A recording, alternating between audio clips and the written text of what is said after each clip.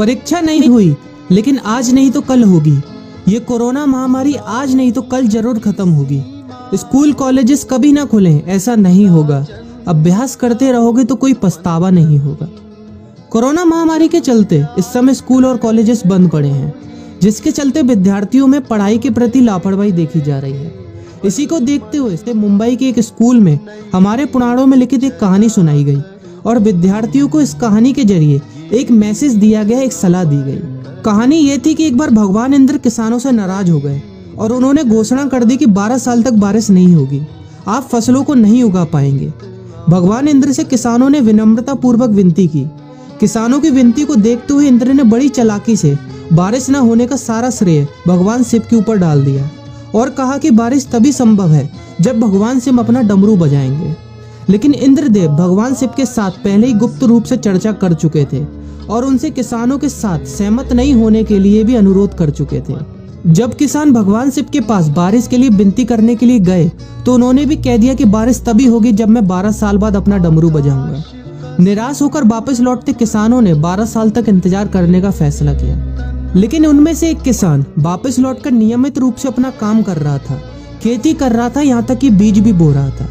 अन्य किसानों ने यह देखकर उस किसान का मजाक उड़ाना चालू कर दिया। कुछ किसानों ने उससे पूछा भी कि आप अपना समय और ऊर्जा क्यों बर्बाद कर रहे हैं, जबकि आप जानते हैं कि 12 साल तक बारिश नहीं होने वाली। उस किसान ने जवाब दिया कि मुझे पता है कि बारिश के बिना मेरी फसल नहीं आएगी, लेकिन मैं ये सब केवल अभ्यास के रूप में कर रहा हूँ। 12 साल बाद मैं फसलों को उगाने और खेतों में काम करने की प्रतिक्रिया को भूल जाऊंगा। शरीर की काम करने की आदत छूट जाएगी और शरीर आलस का शिकार हो जाएगा।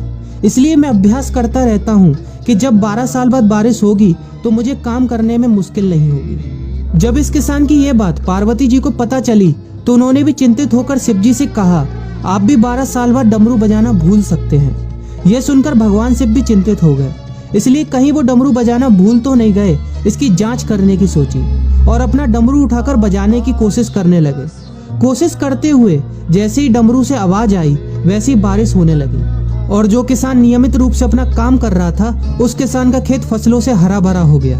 लेकिन बाकी सभी बारिश का इंतजार करते किसानों को पछतावा हुआ, क्योंकि उन्होंने अभ्यास करना भी छोड़ दिया था। इसी तरह 2 सप्ताह बाद, 2 महीने बाद या 2 साल बाद लॉकडाउन समाप्त हो जाएगा। कोरोना महामारी भी खत्म हो जाएगी। इसे घूरने या इस महामारी के खत्म होने तक का इंतजार करने से बेहतर है कि आप जिस कक्षा में हैं या जिस अगली कक्षा में जाने वाले हैं उसका अध्ययन करें।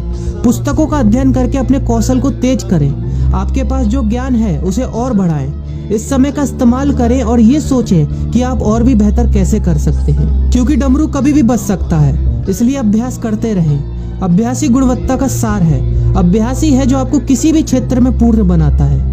अगर आप अपनी पढ़ाई के प्रति लापरवाही छोड़कर अभ्यास करते रहेंगे तो जब काम करने का समय आएगा, जब भी परीक्षा देने का समय आएगा, तो आप हर चुनौती और अपने हर क्वेश्चन का जवाब देने के लिए तैयार रहेंगे। अपना ध्यान रखें और अपनों का ख्याल रखें, क्योंकि कोरोना भी गया नहीं है। घर पर ही रहने की कोशिश करें ताकि आप भी और अन्य भी सुरक्षित रहें और नियमित रूप से अभ्यास करते रहें, क्योंकि डमरू कभी भी बच सकता है।